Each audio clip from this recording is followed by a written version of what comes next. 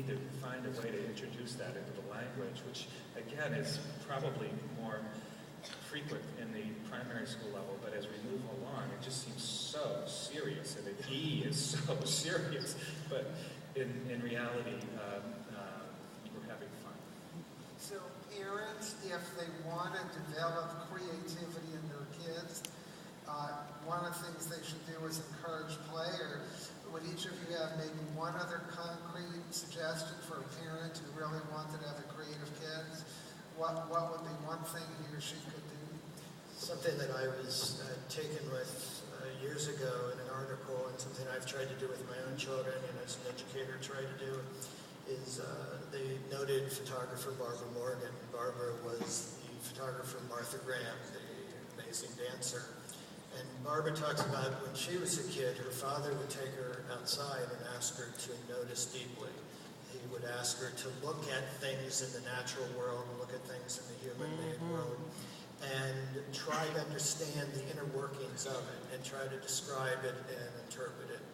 And in the process, she realized that the skill set she was developing, which was quite playful, quite fanciful, quite filled with kind of self-expression, is that she was coming up with a language and a way of looking at the world that allowed her to kind of, as Cezanne would say, your eyes see the front of a painting, imagination curves to the other side.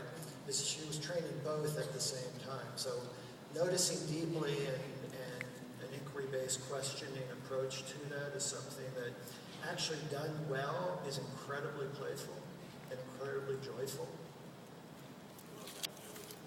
I would add, maybe the headline was celebration, and sort of with celebration. So celebrating, each sort of child's process and how they're creating whatever it is. Like, I don't care if you're making Lego blocks or drawing a tree or whatever that is celebrating it. So corollary is don't critique it. Like, at all costs, try to just not impose your ideas at all, right? And really be the supporter or the engager or the protector of that space for your kids to play and explore, and then don't impose and just celebrate and just let it happen, right? Because that builds that helps sort of build a growth mindset and sort of intrinsic motivation to sort of come back over and over and over, right? And that's what we really want is sort of deep motivation. I would only add number one, as we were talking before the session, we all have little kids, and I'm sure that we've all been highly influenced in everything we're saying here by our sort of coexistence with our kids. And so we're all learning together. So I think that's one of the key things for